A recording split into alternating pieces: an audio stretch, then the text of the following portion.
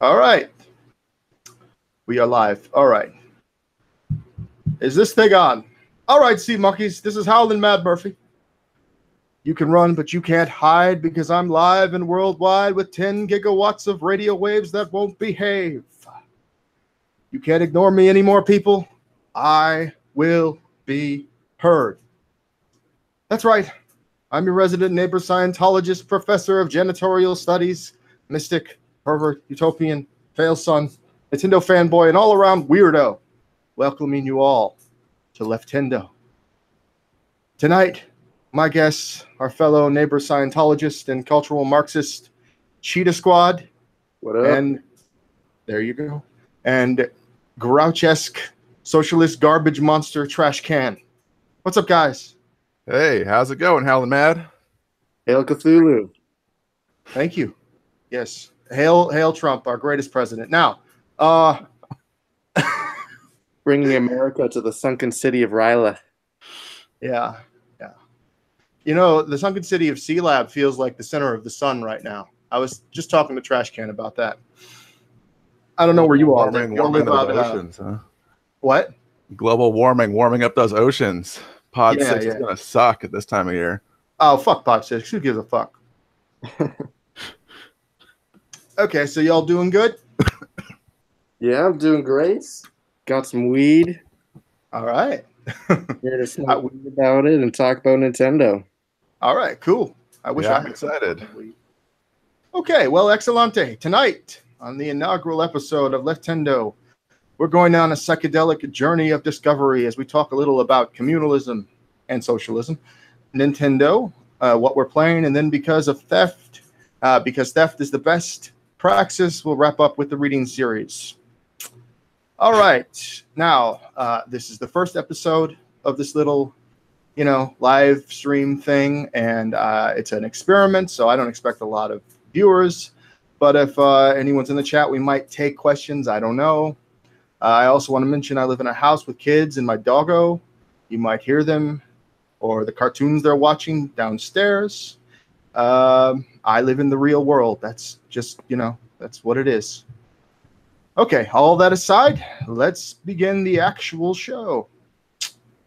Let's define what we mean when we say communalism. I know, Cheetah Squad, you are a communalist. You are a neighbor Scientologist. I don't know about you, Trashcan, but we'll start with Cheetah Squad. What do you mean by communalism or socialism? Well, I'd have to say, first of all, to me, the primary thing I mean when I say communalism is utopia. I think communalism is a utopian project. And by utopia, I mean a process of continually imagining a vision of the future and working towards it.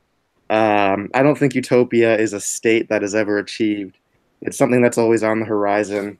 It's something that you always work to a better world. And so it's always going to be relative to the present, of course. So if you plucked a feudal serf and put him in a grocery store today, that might be a version of their utopia. But it sure as hell did not come about in a way that they would have predicted.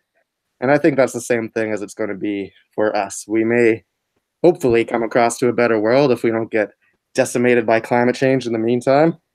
But I don't think it's going to come in a way that we necessarily plan and predict fully in today's present. But nonetheless, I think we need a bottom-up power structure that is outlined in communalism with confederated localities as the primary base of political power. And I would say that, to me, that's the next major future of communalism is organizing society around a bottom-up power structure. And yeah, I don't know. I could keep going on. I'd say it also necessitates a radical educational platform, study groups, and beyond. But maybe I'll pass it off and let you guys say what you mean when you say communalism or socialism or whatever you define it as. Oh, right. That's really good, man. Thank you. So Trashcan, I don't even know if you're a communalist. We all, bow at the knee of Papa Bookchin here, but what you all about? I admire Bookchin a lot.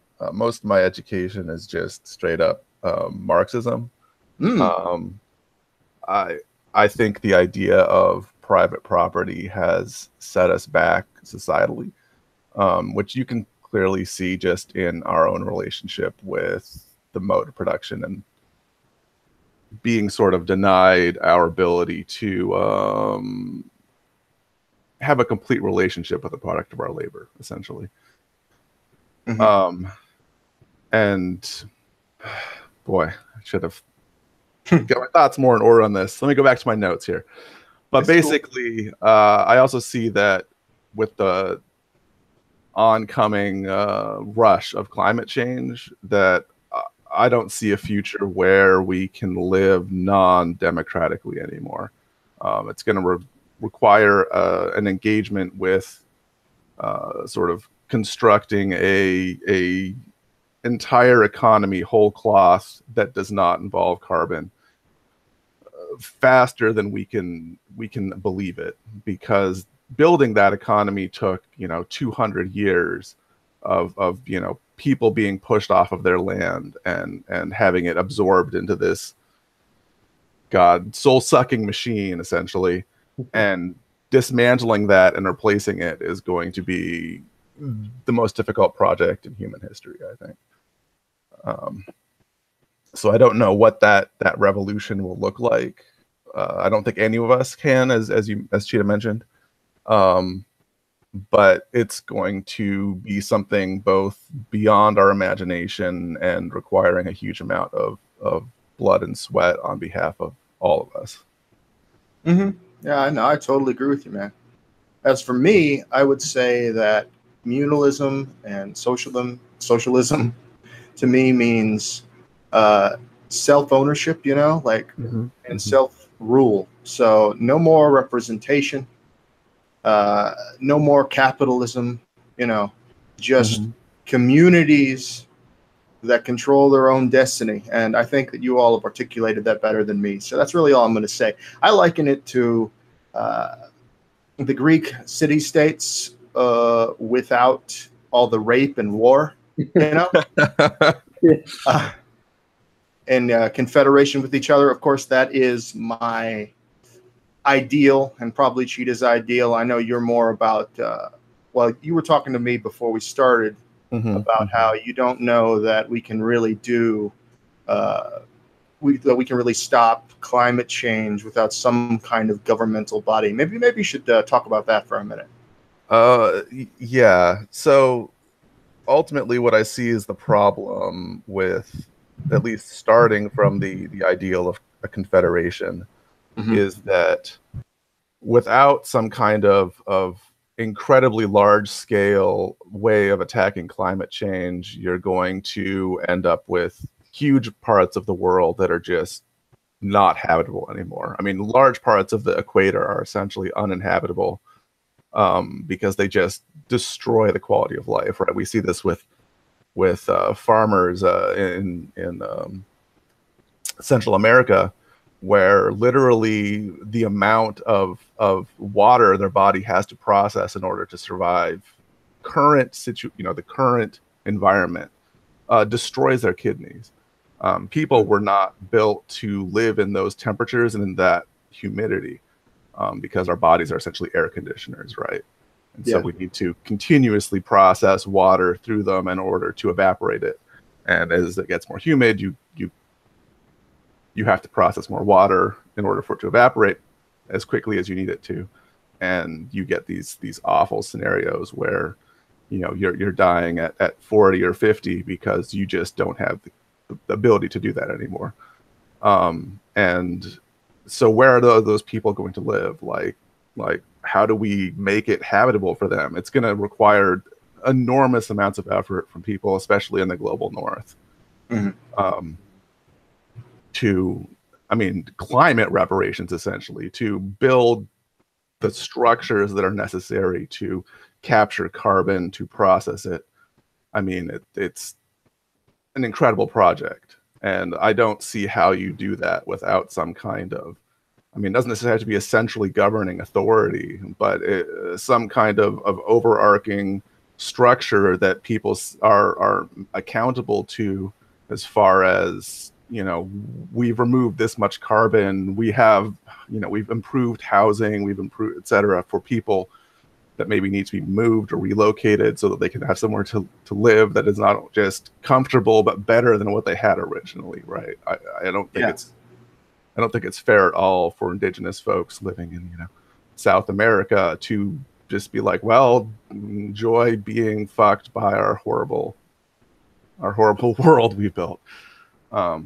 So we owe them something, and I don't know how we repay them in a way that without some accountability structure. Now, over the longer term, I definitely like the idea of confederations that can, share supplies, can share science, that kind of thing, so that we can continually build a humane future for humanity, rather than descending into some kind of horrifying fascist regime built around, I don't know, the Arctic Ocean or something. Yeah, or like a Mad Max-esque like gas world, Yeah, exactly. Yeah, we could become Venus real quick. Yeah. Well, I completely agree that, particularly in the immediate term and medium term with climate change, there needs to be, with the mass migration that's inevitable, and with the change in the way we're going to have to grow crops, the way we're going to have to get our water, it's going to require huge projects to spread desalination tech, to create drought-resistant crops, to create pest-resistant crops, all these types of things. Yeah. And that's going to be, that type of project requires power, And right now, the way we've organized our society, that power is held by nation states. And so they're the ones who are going to be the ones who are going to bear the burden of responsibility for utilizing that power in the immediate term to try to counter all the effects we've gone over, to provide for all the people who are going to have to move out of uninhabitable areas that are rapidly increasing. But I would also say that that base of power can be created from the bottom up through confederations. I can't remember specifically where this is from. I would encourage anyone who's interested in taking a deeper dive into communalism to go to our Communalists on Reddit, where there's quite a good reading list. But one idea that I've heard expressed is kind of like confederations of confederations, if you will. So to build for these like more massive type style projects that do require larger oversight and larger administration, there would be, basically larger confederations of confederations that, to provide organization for these resources that get pooled from the bottom up. But I do agree that that's like a huge restructuring of our current society, and maybe a little bit of a naive dream to think that that's how we're going to solve climate change right away. And that is kind of more of a long-term project, but I don't think it would be necessarily impossible to tackle an issue as grand as climate change with only a governmental body as we know them today. Yeah, and I was going to say that Bookchin talks about this idea of it's not exactly reformist, but it's the idea of having a minimum program, which goes into a transformational program, which goes towards a maximal program, right? So, like in the short term, we could, as communalists, because we're not. I mean, I believe I'm an anarchist, but whatever. Yeah. We're not as set in stone about certain things in the short term.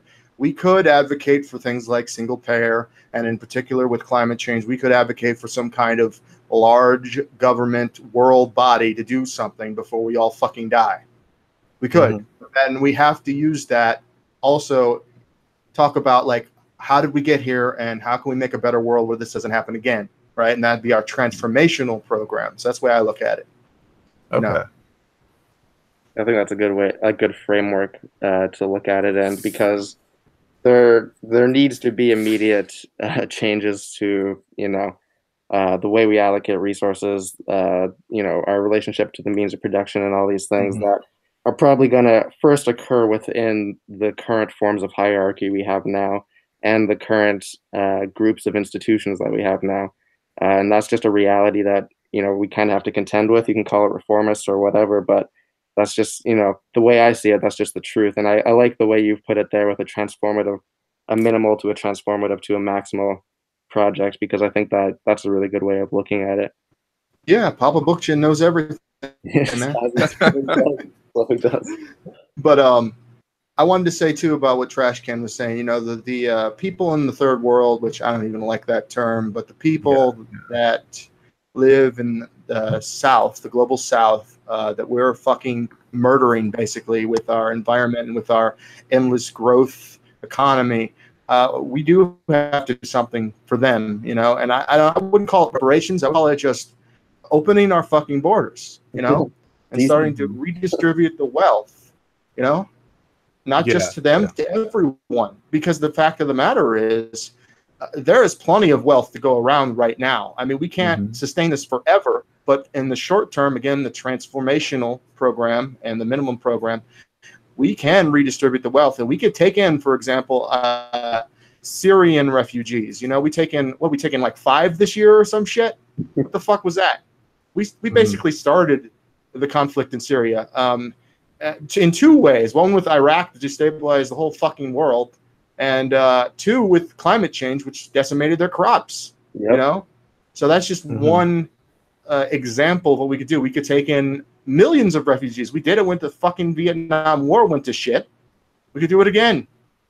There's things like that we can do right now, but we don't. Yes, absolutely. Oh, go ahead, Trashcan. Oh no, I agree entirely. My only worry is that American foreign policy for many decades has been based on this idea of we create these refugees and then we get new cheap, people willing to work for cheap in the United States. Yeah, and I want to make sure that that refugees we take in, we are not taking in on the basis that they will be some new, lowest class citizen that gets the worst jobs and has to work their way up, which has been, the business operation of the United States for 400 years. Right? Yes. Ideally, people that are displaced this way should be treated like kings until we can return to them to, their ancestral lands that presumably they want to return to, and give them every benefit that they can have until then.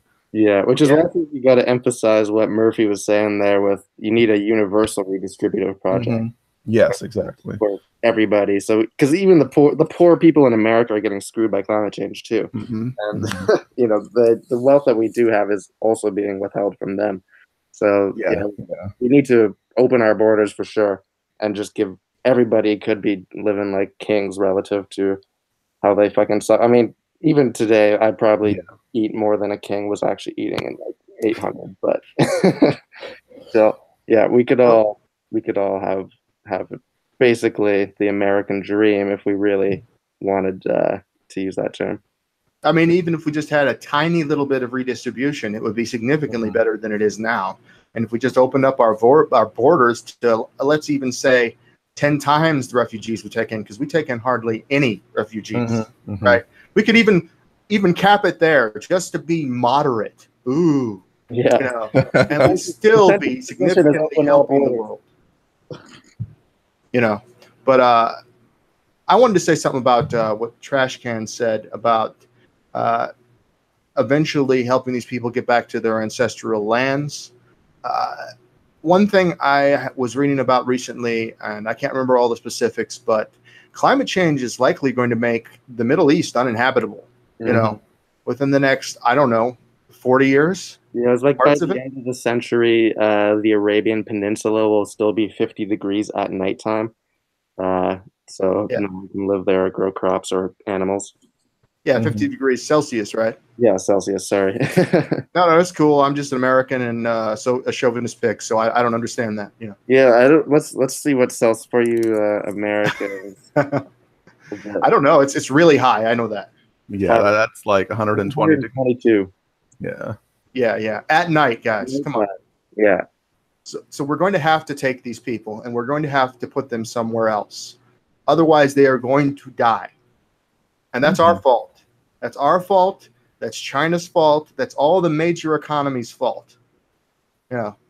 and it's getting really bleak, guys. That's all I'm going to say. But we've been doing this global warming, gloom and doom, we're all going to die talk for about 20 minutes. So let's move on. Yeah, sorry about that. Oh, no, it's good. It's important stuff. It's just I want to kind of, this show I wanted to be like you're roboting out a bit. Uh-oh.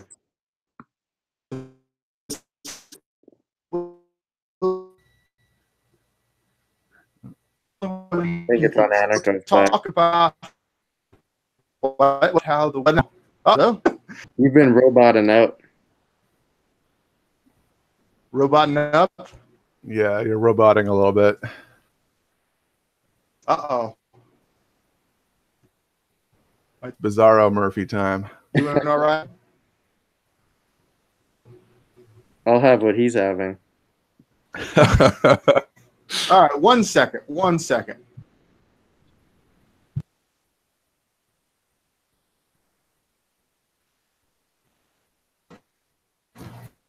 Do I sound better? Yeah, you do. Yeah. All right. Well, just cut that. I think it's your connection. Yeah, I think it's a connection issue.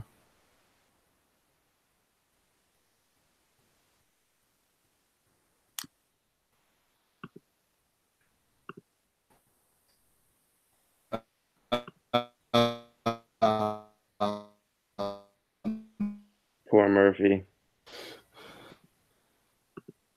Man.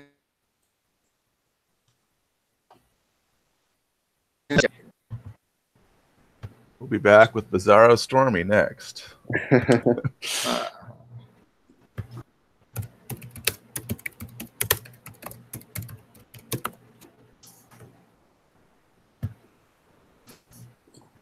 Well, what's next here? All right. Let me see what the prospectus. Nintendo. Well, it is really easy to fall into the doom and gloom of climate change, and I think that's why Nintendo exists. Well, I think they were founded a little bit before the awful specter of climate change arrived, but maybe before we knew about it.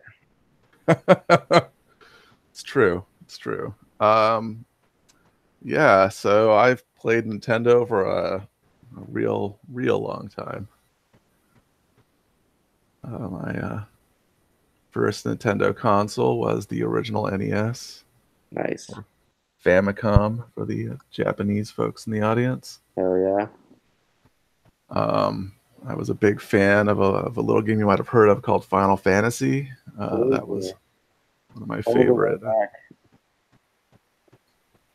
I started playing Final Fantasy at like 7 or 8. Yeah, that's about right. Yeah. That's when I started. Incredible game, and it's fascinating to me to know that the bugs of it carried over to the every console release it came out on because it was all programmed by one dude. That's incredible. Yeah, he later went on to program Secret of Mana and then kind of disappeared off the gaming scene. He was one of the original Apple II game programmers, complete whiz with 256-bit computers. It didn't have any source code. I believe, oh shit, his name is escaping me, but John Romero has an excellent interview with him. The only one I know that exists, actually. Crazy folks here. Nasir Jabeli. Incredibly talented programmer, though. Even though FF1 does have some weird bugs. Like if you don't check, you know.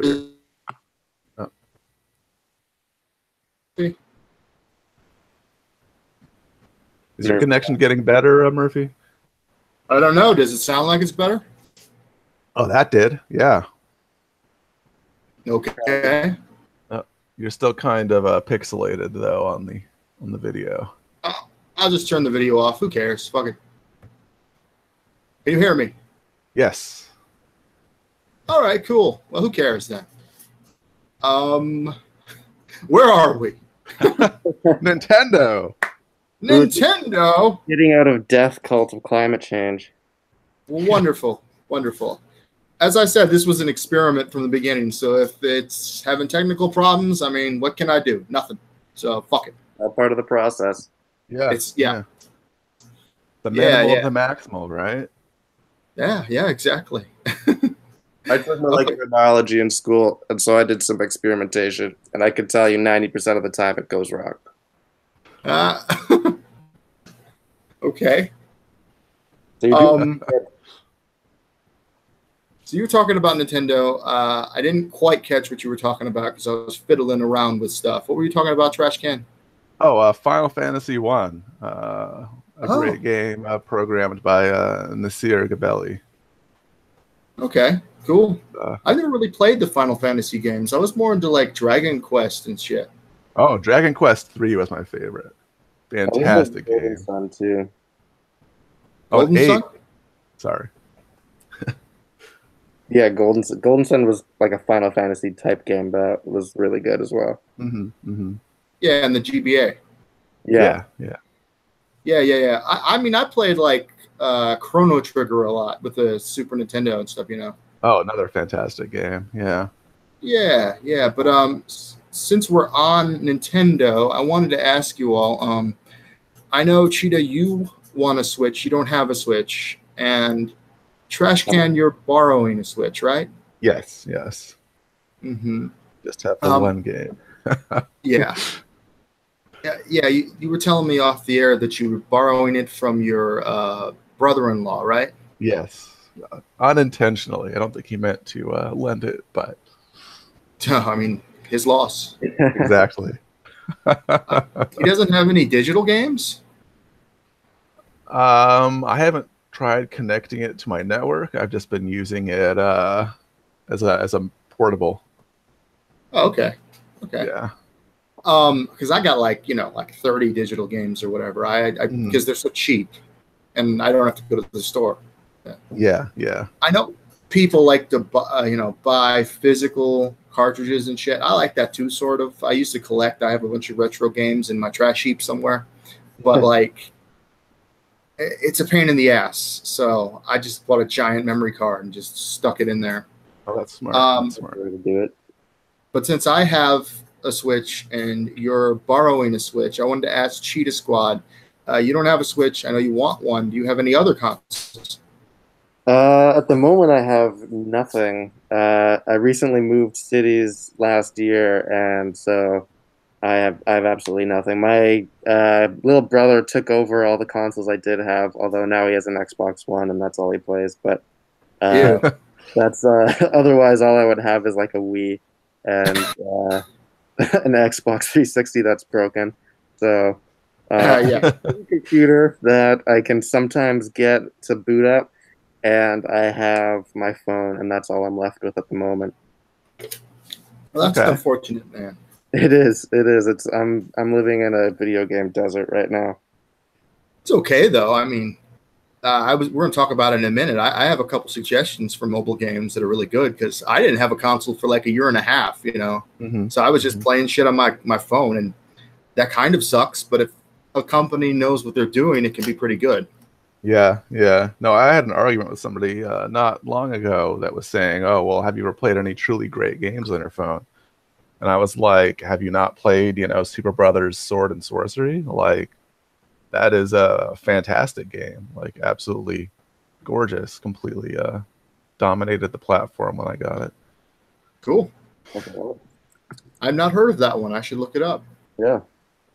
Yeah, it's pretty good. It's about life and death on the steps as you ascend Mingi Ta to find your fate, your destiny.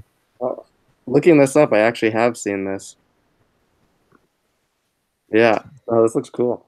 It's fantastic. Yeah, there are a few good games I've found as well that on the phone. It's it'll scratch the itch, you know, kinda. It's kinda like you know, a heroin user getting its methadone, but it doesn't quite push me out right where I need to go. I mean, it does what you need it to do. You know, I mean, I was going to talk about Knit Rome in a minute here. We might as well talk about it now. On the Switch, I've been playing Bomb Chicken, and that's Knit Rome's first console game. Before that, they just made mobile games and flash games, and they were all fucking fantastic. Yeah, I love Nitro. That's how I've always pronounced it. Nitrome, that's cool too. Well, whatever, I don't know. But yeah, no, I used to play their web browser games all the time in class and stuff in school, and I love their games. And I've played like one of their phone games, I think, but I was super stoked to see that they got on a console. I've seen some of your footage that you've been posting on Twitter of you playing that game, and it looks hype. That's all. It looks pretty hectic. Oh yeah, no, it's fucking great. I love puzzle platformers, so you know, like games like Tiki Tori and especially the Klonoa games on the GBA. Oh yeah, Klonoa is a fantastic series. Oh fucking A! You know, hashtag bring back Klonoa. Yeah, put it on the fucking. Switch. Go ahead. I was just saying they should put it on the Switch. Why the fuck not? They put it on the Wii.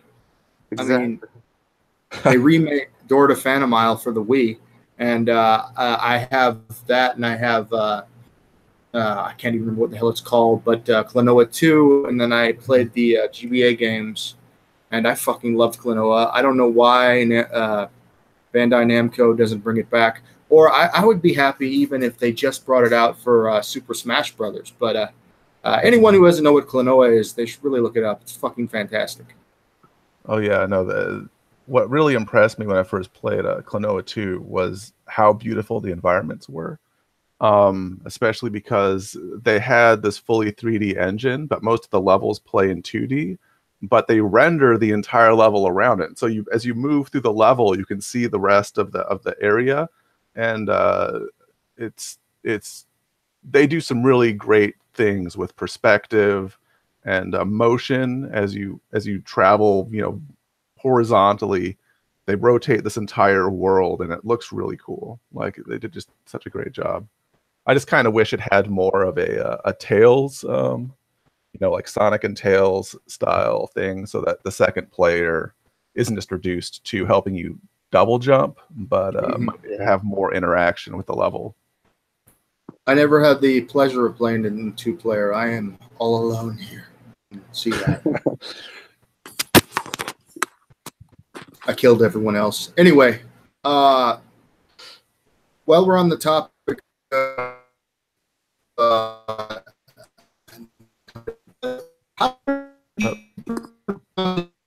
you're roboting a bit again.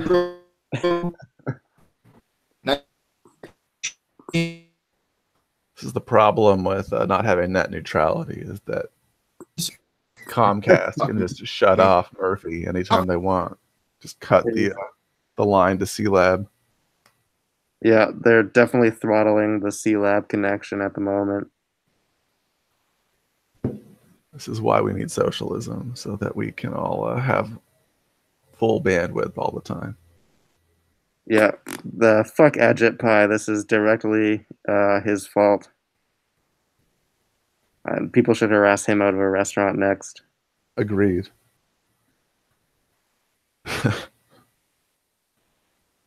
Pod 6 is jerks. Pod 6 probably still has full bandwidth too, because they're a bunch of dicks. Well, let me just see what the let's see. What's next on the docket? All right, hacktivism, video game hacktivism in particular. I have got some great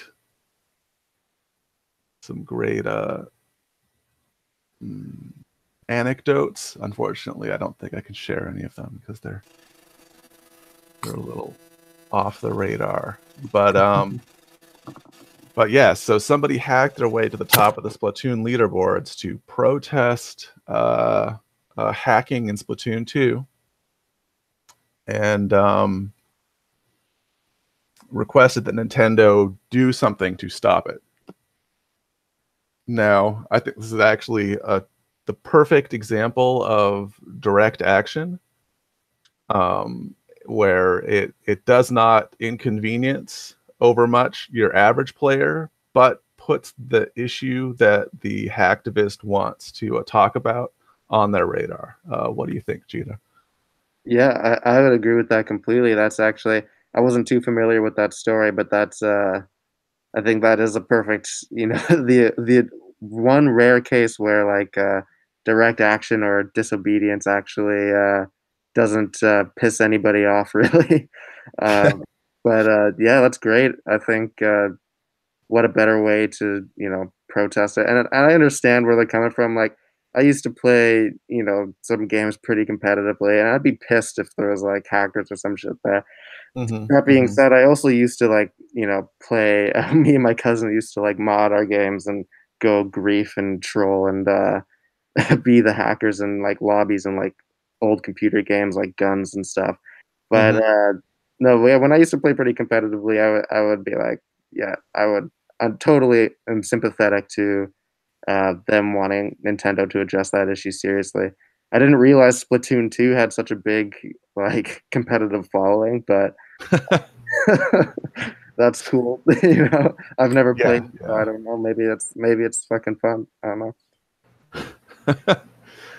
I think in general, one of the things that the up and coming generation can sort of learn from these kind of events is just how to put pressure on large organizations, especially if you don't have a lot of power on your side to begin with. If you can raise an issue in a way that annoys but doesn't hurt other players, and it's sort of a commensurate magnitude of the problem that you're addressing, and isn't done for your own personal gain, that's a perfect place to learn how to apply principles of direct action, principles of confronting somebody who is much more powerful than you, and making yourself be heard. I 100% agree, and I honestly I did not think that Splatoon 2 would be the thing to radicalize the next generation, but I'm glad, I'm all for it. So I know that there's lately been debate amongst the lefties about, are video games good or bad, that kind of thing. And I think that they're only bad if you only engage with them as sort of an escapist notion without challenging their assumptions. But if they provide a mechanism for you to learn how to interact with other people in both competitive and cooperative ways, and learn how to influence organizations and systems, right? Being able to think of a video game as a system and then apply that to, our economy is a system, right? Our economy didn't just emerge from the ground fully grown. It's a system built by people for specific ends, just like a video game. Being able to navigate that, I think, is valuable, and think about things in that way is valuable. Yeah, I 100% agree. I think that's a really good analysis on video games, and it makes me think of podcasts. As just a science podcast I was just listening to, and they're talking about how for a long time we've been trying to find a game that has translational effects into other parts of your brain, like memory, hand-eye coordination, cognition, and other things. And so there's always been like oh, you do Sudoku and you won't get Alzheimer's, or you do crosswords or whatever. But really what we've been finding more and more is like, no, you just do Sudoku, makes you good at Sudoku, and it doesn't really translate to other things.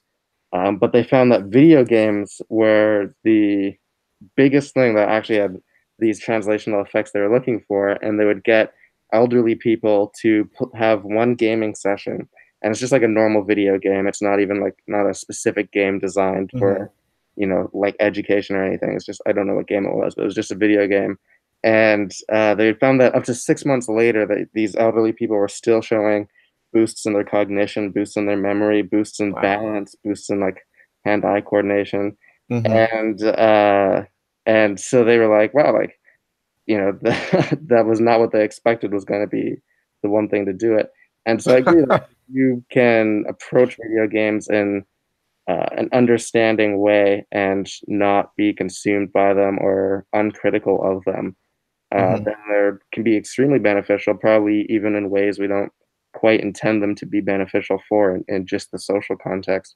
But I do think that segues nicely into another thing we were going to talk about, which was gaming disorder. Yes. And the World Health Organization's recent classification of it as a mental health disorder. Which I don't know if Murphy's back, if he wants to jump in here. Can you hear me? Yes, yes. I don't know what the fuck's going on with my ISP. You know how it is. Oh yeah, oh yeah.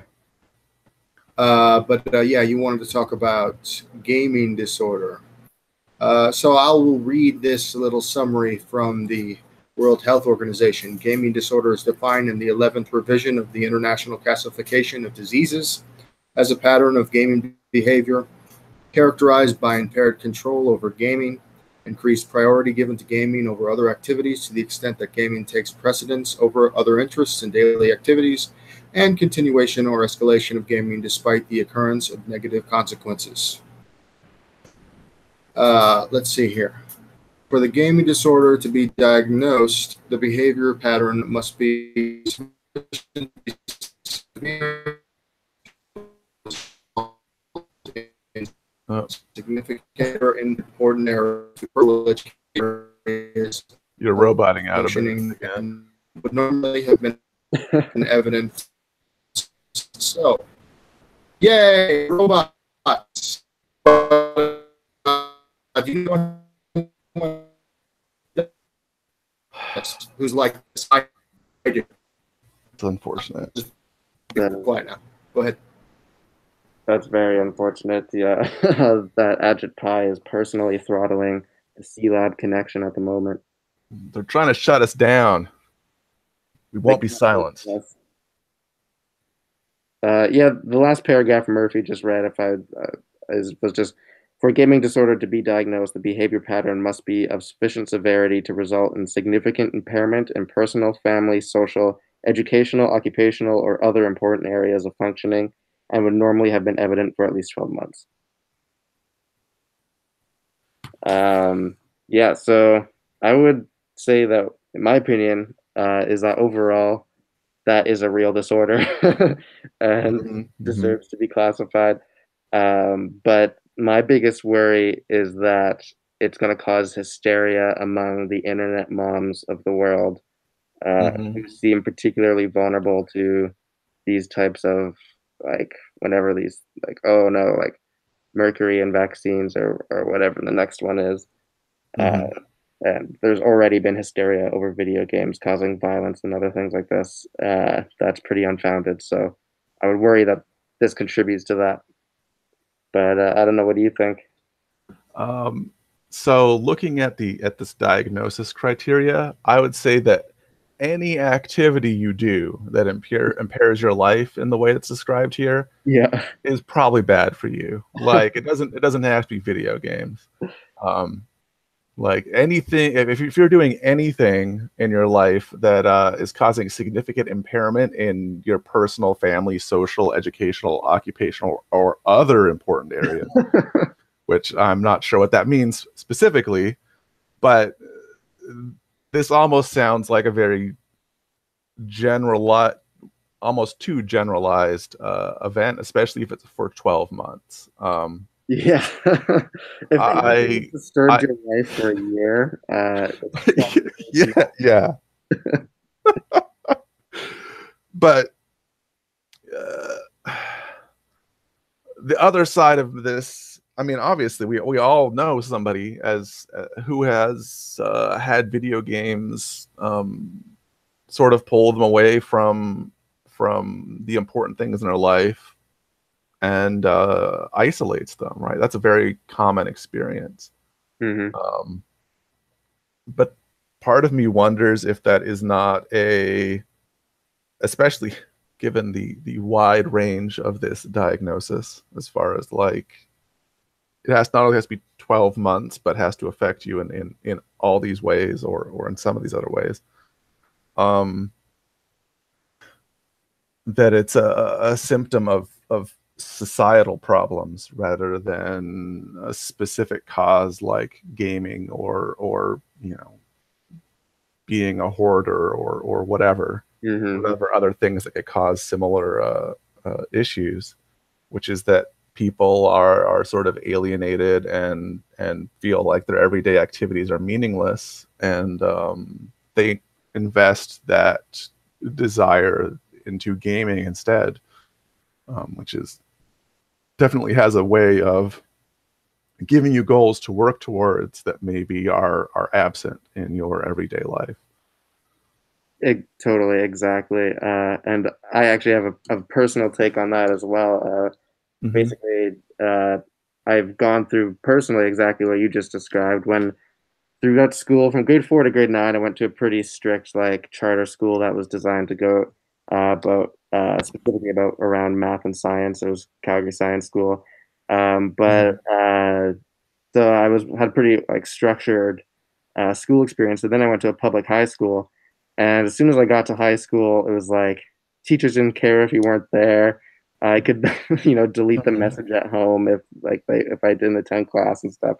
And I just kind of like had all this freedom for the first time, and I saw that I wasn't really challenged in public school. I thought it was kind of easy, and at that time I was also pretty I guess misanthropic. I was getting kind of woke to how terrible shit was in the world. And I was feeling pretty isolated from society, didn't know what I wanted to do. So I started skipping school and just playing video games all the time, and doing drugs all the time as well. But but yeah, me and my friends would skip school, we play video games, we do drugs, and yeah, definitely was affecting a lot of those areas that it just described there for basically the first year of my high school, particularly. And so I would guess I would technically have fallen into that definition of gaming disorder, I'd say. But I don't think it stemmed from the video games. I think it stemmed from these other forces in society that I was feeling, these other things that were unique to just my life changes. And wasn't gaming would saying that it was gaming would be misidentifying the problem or the root cause of the antisocial behavior, I guess, that I would be exhibiting there.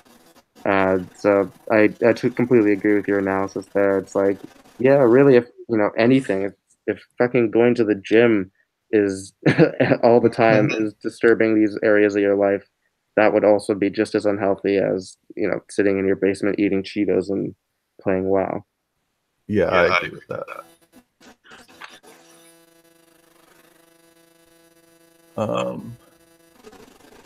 All right, let's read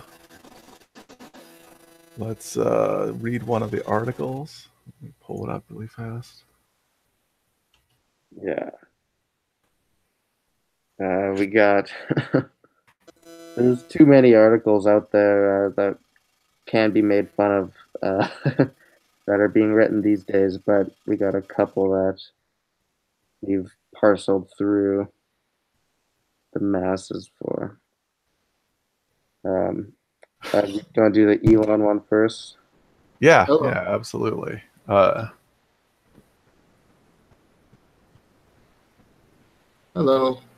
Can you hear me?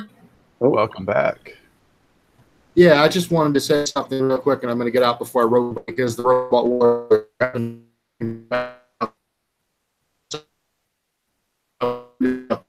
You've already assumed. But no. This is just like Bizarro C-Lab. It's the it's just fun.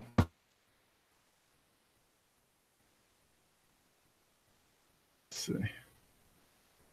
Oh, for the next episode. Let's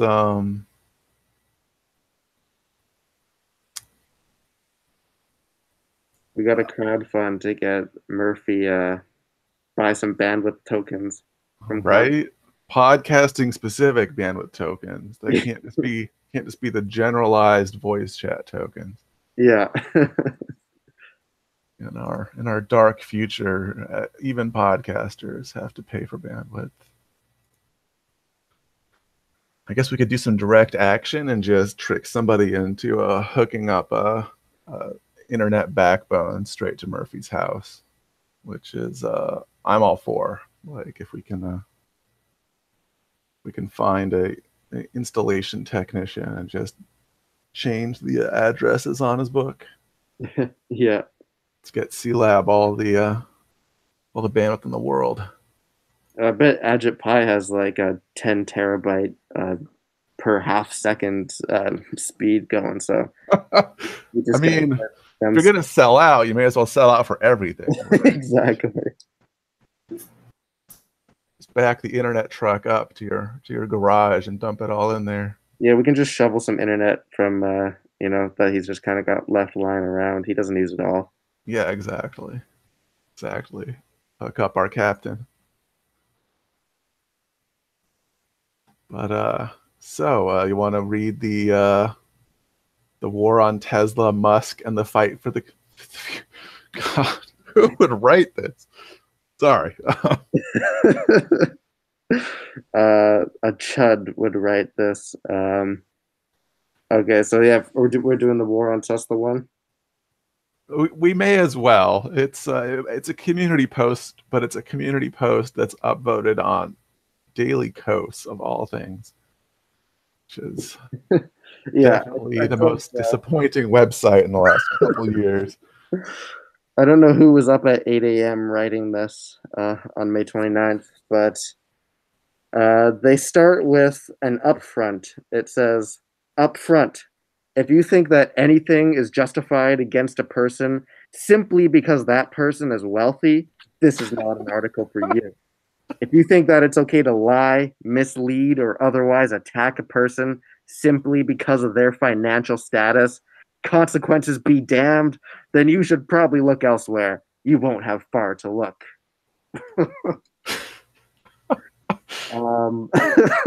That is basically the embodiment of that richest meme. Right? Like that. You're opposed to rich people. You're our richest. Yeah, that is exactly what that is. I didn't realize that there were so many people who truly believed so vehemently against discriminating the rich, discriminating against the rich. That is unbelievable. I guess that is the definition of bootlicker. That is. I am blown away by that. But anyway, it continues. I guess this guy must be somewhat rich because it says, we Model 3 owners and people on the waiting list have noticed a strange, disturbing, but all too explicable trend whenever the topic of Tesla comes up with people who don't follow the company in detail. Tesla, didn't they go bankrupt? Too bad you're never going to get your car, given that they're going bankrupt. They lose money on every car they sell. Isn't that the car that killed people? I wouldn't get into one with all those fires, but all their management is fleeing. I can't support Tesla. They treat their workers terribly.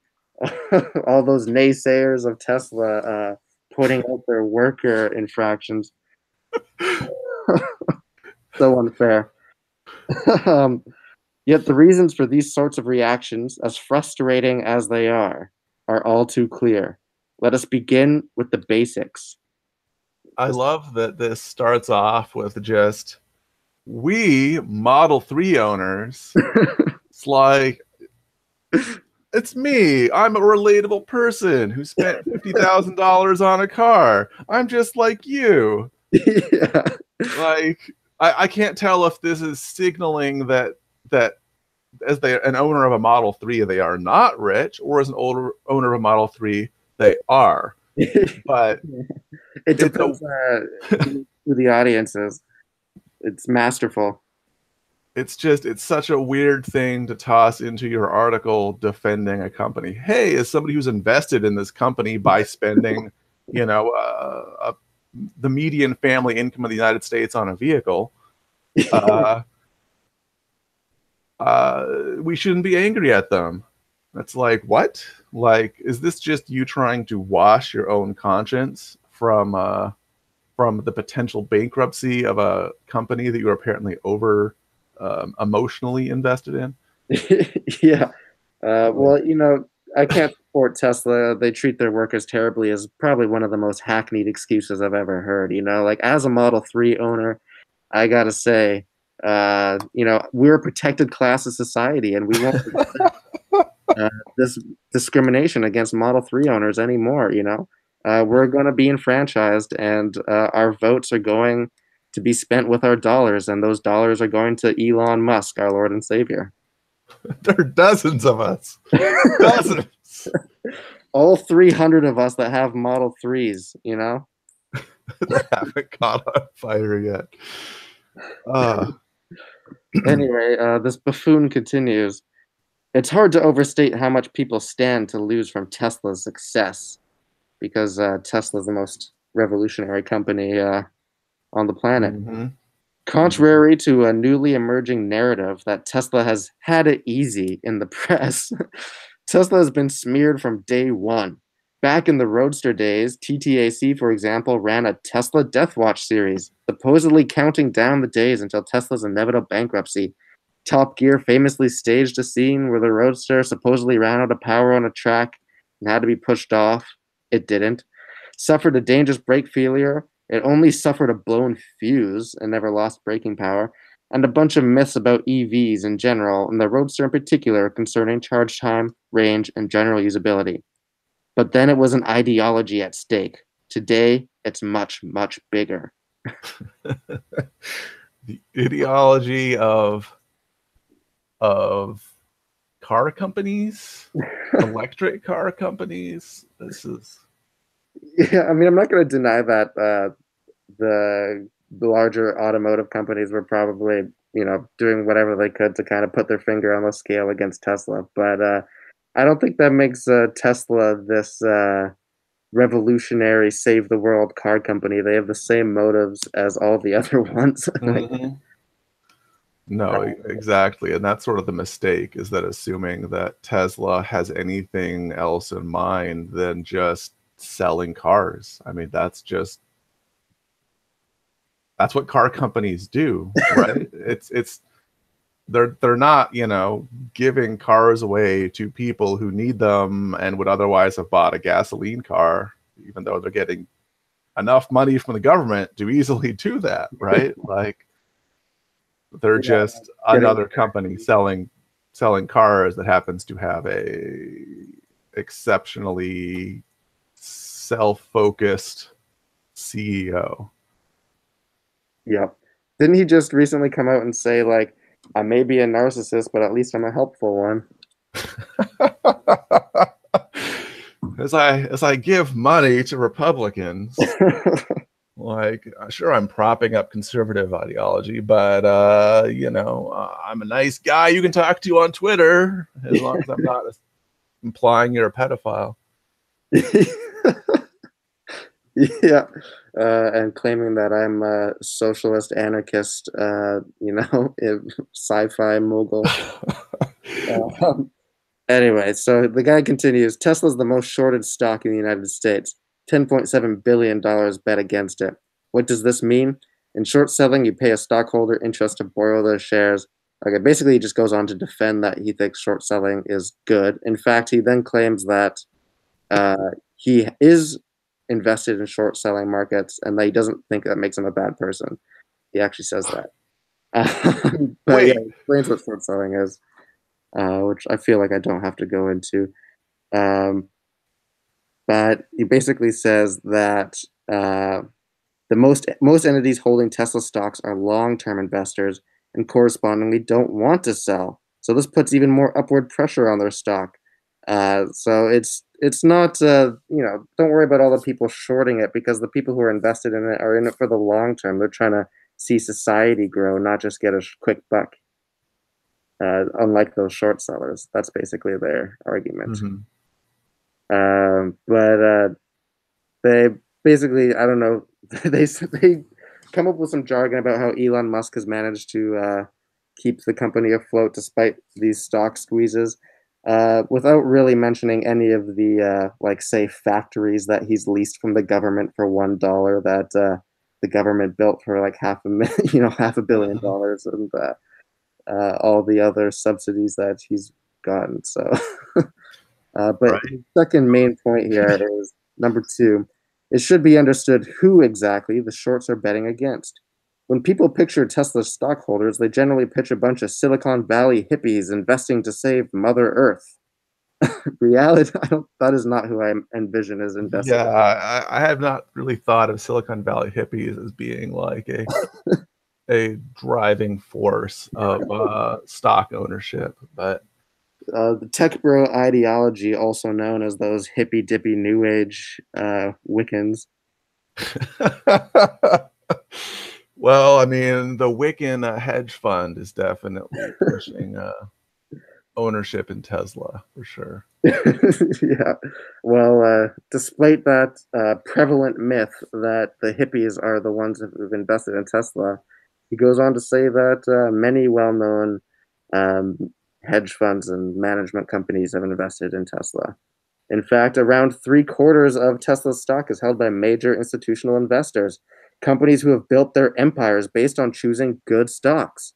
Furthermore, institutional investors have recently been increasing their stake in the company. The shorts aren't betting against dirty, ignorant hippies that Tesla is going to fail. They're betting against ruthless Wall Street bean counters. Why did these firms invest? Now, what's interesting here is that just from these first 2 sections, it's easy to understand why Elon Musk and Tesla is so invested in not letting its workers unionize and treating them poorly. And it's not because the car, the UAW is out to get Tesla.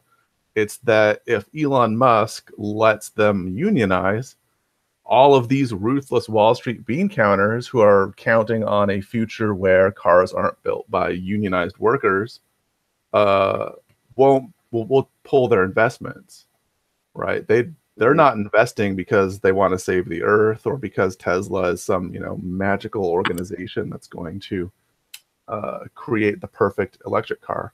They're invested because they want a car manufacturer that does not have a highly paid professional workforce, and then use that to force the other car companies to bust their unions if they want the same investments. I don't know. I think it's a competition between the famous hippie block of investment and encounters. Currently, the Wall Street's, they've undercut, but those hippies are probably the ones shorting the stock. I bet. They're not just the other branch of of heavy capitalists fighting against the first branch, trying to see who wins the bet, right? Yeah, I love how this guy thinks that that he believes apparently that hippies have any investment capital of significant proportion in any company. Yeah, and they're out here investing ideologically through Wall Street in order to accomplish their goals. I mean, even Whole Foods, the hippie zoo is owned by Jeff Bezos. So yeah, exactly. But no, in fact, these firms invested because Tesla's vehicles have large margins. And those margins don't come from, him exploiting his ununionized workers, as you pointed out. No, it's just a common myth that Tesla loses money on every car they sell, but that's due to bad math. And then he does his own bad math to prove that that's the case. And I'm not going to go through his shitty math here. Yeah. But yeah, no, basically he says that high margins are good and just don't think about where those margins came from.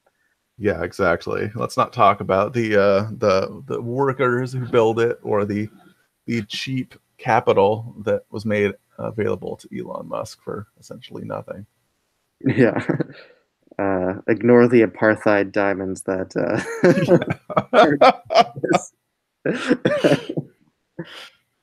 Okay, so then he says, he says, let's play devil's advocate, basically. He says, let's just pretend that none of that was true, and let's pretend that Tesla was actually in trouble, for the sake of argument. Tesla has significant physical assets, which they can borrow against, which they have not yet borrowed from. They can reduce R&D at will, and to a lesser extent, SG&A, the two main negatives on their balance sheet. Tesla can dilute its stock by issuing new shares, which they can buy up themselves, thanks to the Federal Reserve. With nearly 500,000 people on a waiting list, the intrinsic value of the company means that there's always going to be a buyer. Musk can create contracts at will from SpaceX and to a lesser extent, Boring Company, so he can contract himself. Yes, famous capitalism. SpaceX is on a roll and flush with cash. Musk can sell off a portion of his SpaceX stake to personally bail out Tesla. Jesus Christ, this guy has big visions for Musk. Right. There's a massive demand for buying into SpaceX that hasn't been able to be filled because it's privately held, and Musk has shown repeatedly throughout his history that he isn't, if anything, afraid to go personally all in. To sum up, Tesla is in no way, shape, or form going away, period. And I forgot to mention the executive departures. There have not been an unusually high rate. Tesla just has an unusually large number of people at the director VP level or higher. But they gave a bunch of people fake titles, basically. But don't let that interfere with breathless headlines like Tesla executives continue to flee as company goes rogue from Forbes. Or there's something wrong. Tesla's rapid executive turnover raises eyebrows as Musk thins the ranks from Financial Post. This is mere scaremongering. I'm pretty sure most of those, one of those executives became kind of like a whistleblower and said that Musk was like a terrible person and was like personally like super callous and detached from. He said it was like Musk like didn't care about people and was willing to just cut them loose without any emotional attachment at all. People who thought that they were close to him. But, Boy, I wish that we couldn't see this personally just by reading his Twitter feed, right, on any given day. But yeah, it's pretty evident how detached Elon is from reality. Just scrolling through his Twitter, which is actually how I found this terrible article. He had this pinned to the top of this terrible defense of himself. Are you shitting? Wait, that's where this came from? Is that he pinned a 62 upvoted article on Daily Kos about himself? That is literally where I found this. Yeah. Jesus, we just linked to this 4chan post talking about how great I am. And it's got a cute picture of a groiper on the top. Yeah, that's the next step for sure. Because we all know he's the media, according to Elon. Be pressured to use the N-word soon. Say it. It's like that scene in The Dark Knight where Christian Bale's like, "Where is he?" It's like, "Say the N-word." That's horrible, man. Bizarro Stormy gets it if you don't say the N-word right now. Oh man. Well, he's got one final point here. Oh, actually, no. God damn it. He's got 3 more points. Okay. We might not read this entire article here. Because I mean, I wouldn't even mind if you jumped straight to the I'm normally very pro-union. Because that's just it's a beaut. It's a beaut. Yeah, this let me try and find that part here. There.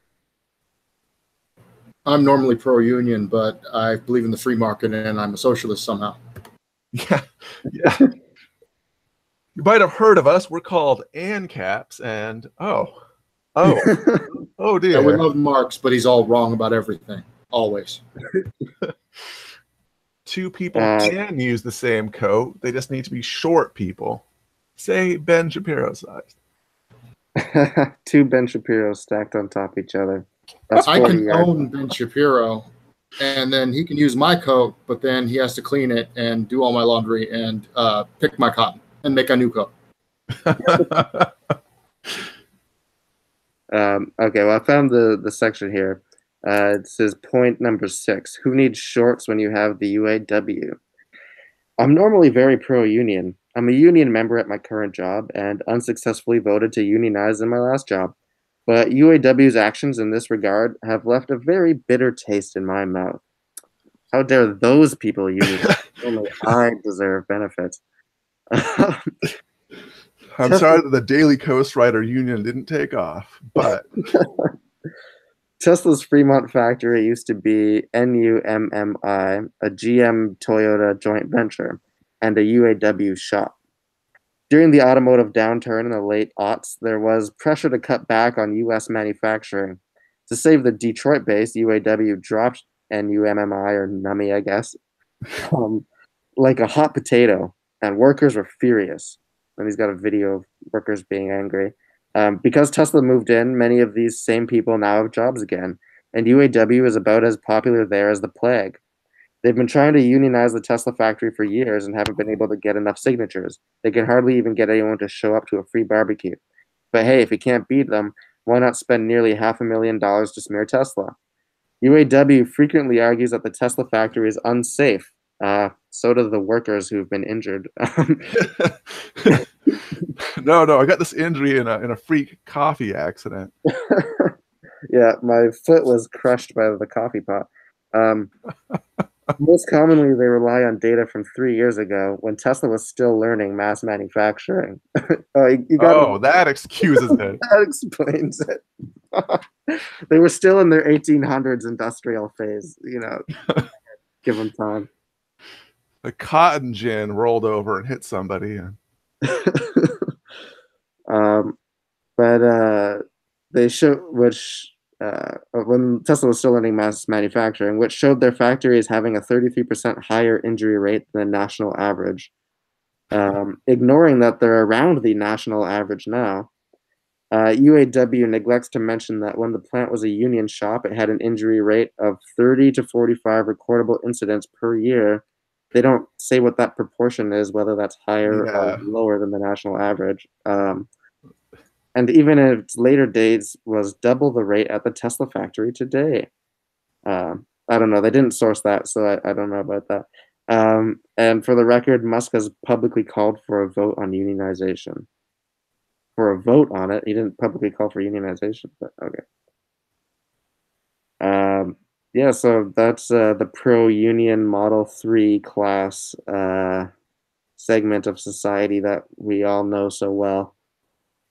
The pro-union, but I own a Model 3. Pro-union, except for the ones making my car. Pro-union for the unions that make our limousines. They're important to us. Yeah. Workers of the world, unite and build my cars. No unions, please. Yeah. You guys can work together, but we don't want you anything more than that would just be preposterous. Yeah, nope, don't build any power. That would make me uncomfortable. Okay, I do have to go into another point. I think his last point. It's number 8. Enter Twitter. Oh, this is the Metallica song I didn't know I needed. Yeah. For a while, I had thought it was just we, Tesla owners, and people on the waiting list. The fuck? That famous class he's referencing again, we all know so well. The Tesla Model 3 owners and people on the waiting list who were getting extremely frustrated by the way Tesla was being covered. Musk had, with the occasional snarky comment or retort, mostly been staying silent. That changed last week. Irked on by a combination of aggressive UAW supporters on his Twitter feed, reveal and an unfortunately timed false article condemning him for meeting with the Saudi crown prince due to Yemen. He never met with him, the journalist posted a retraction. I didn't hear about that one. Musk started tweeting about his annoyance with false reports and announced plans to create a crowdsourced site where users can rate journalists for accuracy, and Twitter lost its collective mind. Just over the weekend, it spawned 4 new controversies, from least significant to most. He's ranked them here. 1, Nanogate. Musk criticized a person in response to their criticism of him as them not being an actual scientist because they were crowdfunding nanotech research, and Musk considers nanotech to be a vacuous buzzword. This being widely spread somewhat in the press, but mainly on Twitter, as Elon hates science. No, it was Elon is wrong about science because nano refers to a very specific scale of size in the universe and has a very specific field of material science associated with it, which this guy was employing scientists for his crowdfunding thing. Listen, if you're working on a carbon small tube, don't use the N-word. Oh shit, was that the N-word that Papa John said? Like, we're gonna have nanoscale pizzas. You heard Get it. out of here, racist Papa now. John. That is unbelievable revelation. We got to get Papa John on for the next episode here. Papa John's disappeared. He's not even on the labels anymore. They took him off the sign too. Wow, Stalin got to him. He's probably dead. He's gonna wind up in the river in New York. Cinder block tied to his feet. We live in a dystopian future where you can just make someone disappear and like they never existed. Yeah, there was no Papa John. What are you talking about? Who the fuck is that? We just sell pizza. Oh, you're talking about the Pope. Yeah, no, our restaurant is named after the Pope. Papa Pizza. We got the giant sign of John Paul II up there. It's the amazing pizza. Sorry, continue. All right. Well, his second significant Twitter storm was Cultgate. A person with legitimate journalistic credentials, Jen's Eric Gould, tweeted to Musk an op-ed on The Knife analyzing recent coverage of him in the press, noting their heavy use of weasel words about him and generally only citing one side of any given story. What Musk didn't know and wasn't immediately obvious is that Gould is now involved with a recently prosecuted cult, NXIVM, and The Knife is one of their websites. When this was pointed out to him, Musk deleted his tweet and apologized, this being spun particularly in the press as Musk just randomly tweeting out op-eds from a cult site because they happened to suit him. Didn't he also tweet out something from another wiki cult site after that? It wouldn't shock me. He did pin this particular article to the top of his Twitter, apparently. So he's not known as a connoisseur of the news. If he had his Pravada platform here, he could have got around this. I wanted to mention that cult's kind of interesting. That cult has a member from, I think it was the actress from Smallville. It's like a sex cult. It's fucking weird. A lot of cults are. Elon would fit right Yeah, I don't know why you would join a non-sex cult, honestly. Yeah, your pick is mostly between sex cults or death cults. True.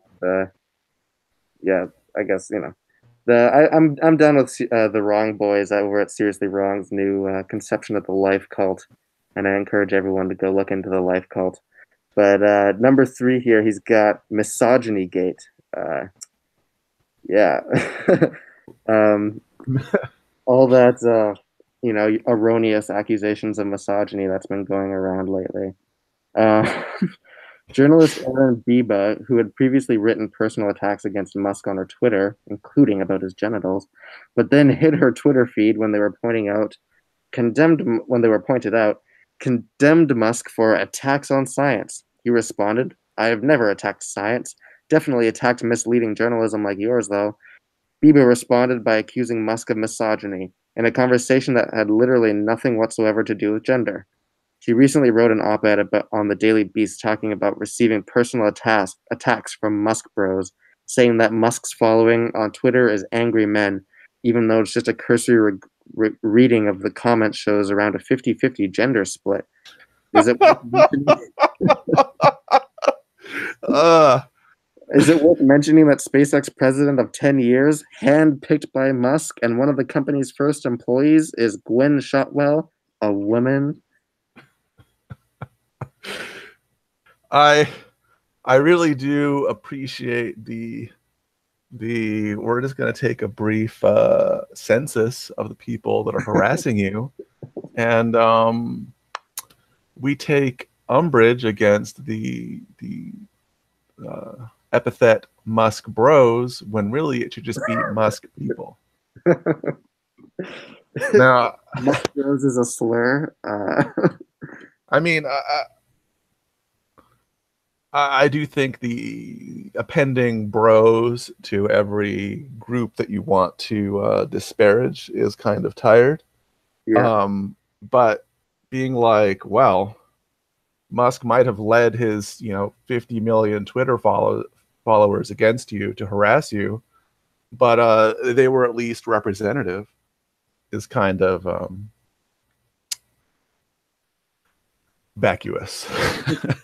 Yeah, and for the record, I've seen some of these Musk bros, as they're called, but maybe a misrepresentative term. Musk people is maybe more inclusive here, but it seems to be that the men do post some pretty horrifically misogynist comments on all these things, and start calling any woman who's criticizing Musk like a slut and all these other, gendered slurs pretty much instantly. So there may be some merit to this, and just doing a census of who is attacking the people criticizing Musk might be insufficient to whether there's misogyny or not.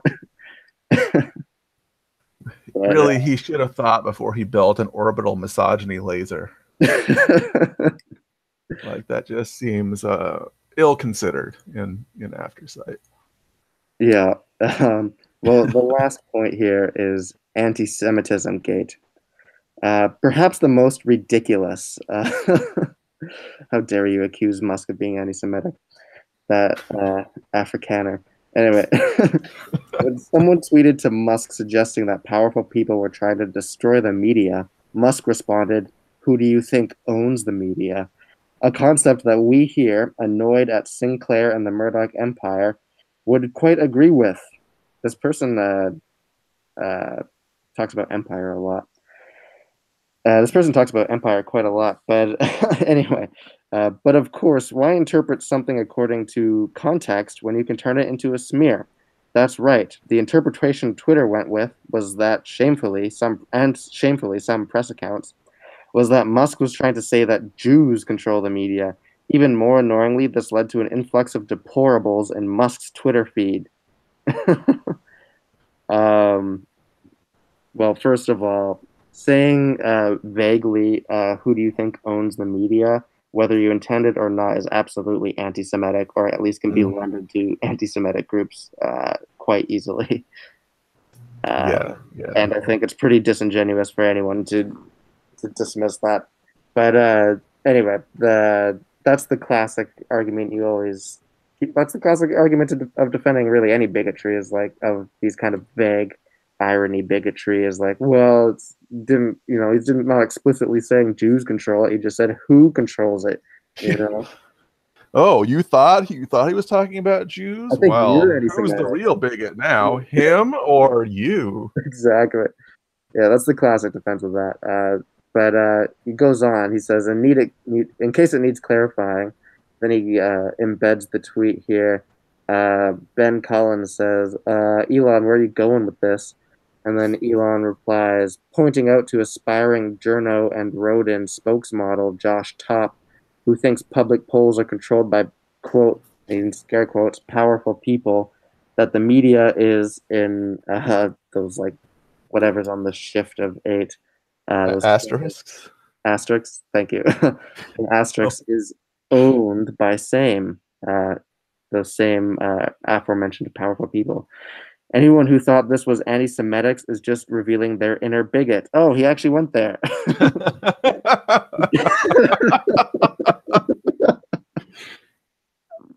He says the context is very clear. So the context in his tweet that was simply, "Who do you think owns the media?" was very clear, and you're actually the anti-Semite for thinking that that was anti-Semitic. Oh my God. Wow. I can't believe he actually went there. That's Certainly hilarious. all the accounts named Deplorable 1488 retweeting it didn't know what they were doing.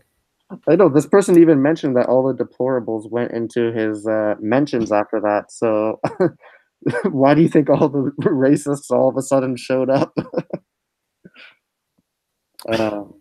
Anyway, somehow continues defending this. I love how he says this is the most ridiculous one, when I would say this is probably the most founded of all the Twitter scandals. Is this one? Yeah, the other ones are almost uninteresting compared to essentially accidentally, quote unquote, name dropping some anti-Semitic talking points. Yeah, like one of the most cliche anti-Semitic talking points, like Jews control the media, you know, like yeah, exactly. one of the most basic ones. And so, but he continues, for the record, while he's not Jewish, Elon is a Hebrew name. And he's proud of that's the problem people have with Jewish. It's the names. It's not some kind of thousands of year old xenophobia. It's people just don't like the names. Yeah, no, he can't be anti-Semitic. He's got a Hebrew name. And so this year he took his children to Israel on spring break to learn about the country's history. So Elon, there's certainly no racist anti-Semitic people who have been showing support for Israel recently. Yeah, no, absolutely not. Even people with Jewish names like David Duke, for example. I mean, Israel supports a bunch of Nazis in Ukraine right now, so it's kind of muddled. Yeah, right? I think that's awesome that I could point that out. I think strange bedfellows in the 21st century, huh? Yeah, we're in a wild time here. I just wanted to say that Elon never specifically said the Jews, so maybe he just means reptilians, you know? No, it's absolutely possible. This could be just a blatantly anti-reptile statement instead. I mean, he thinks he lives in like an Isaac Asimov novel, so who the fuck knows? I like how Elon Musk is literally like the character making fun of himself from like a Douglas Adams novel. Like a dude named Elon Musk with a bizarre vehicle and then crashes into a wall or something is 100% like a character that would pop out of, a half-second anecdote from, Zaphod Beeblebrox. Yeah. Right? Be like, oh, Elon Musk was trying to have a meeting with me today, but his car crashed on the way over. His self-driving car. Yeah, exactly. That he invented. Oh man, yeah, he's got a little conclusion to this article here. I'm not going to read it. I've read enough of this guy's dumbass ideas. I think it's painted a decent picture of himself there, and probably a decent caricature of the famous Model 3 owning or soon to be owning class of Americans who are frankly underrepresented in the discussion.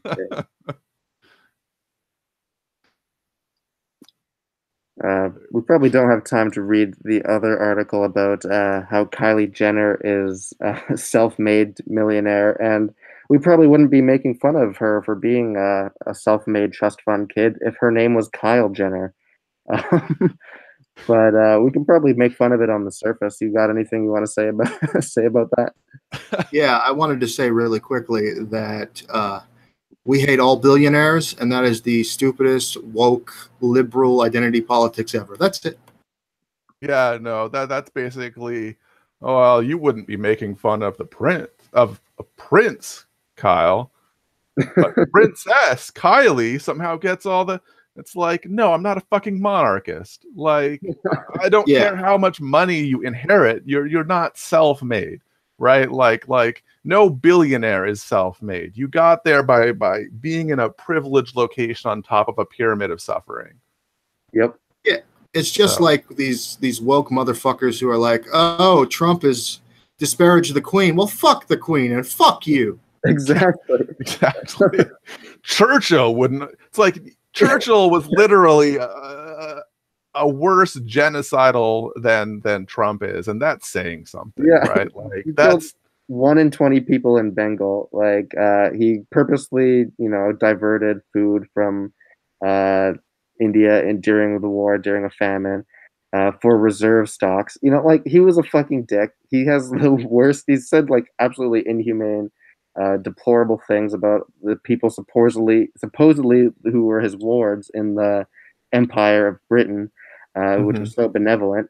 And yeah, it's like, don't fucking like invoke Churchill as this righteous hero of Britain. Like, it's the worst thing is too is you absolutely know that there's going to be some of these cute party quotes from Trump, just like they're told about Churchill, to kind of whitewash his awful politics. Yeah, exactly. Right? Like, well, I'll still be rich in the morning, but you'll still be ugly. It's like, okay. Yeah. And to the end of the Kylie Jenner thing, what were all the liberals and everybody making fun of Trump for, saying that he was self-made with just a small loan of $1 million from his dad? Like, we already did this. We already made fun of the Cheeto in chief for the exact same thing. So yeah, but that's the problem with Americans is every 4 to 8 years we forget everything, and we're expected to forget everything and be like, nothing happened. Today is a new day, so whatever. George W. Bush is a good man. A good man. He just can't, for the life of him, understand why ICE is so bad and mean. That's not the American. It's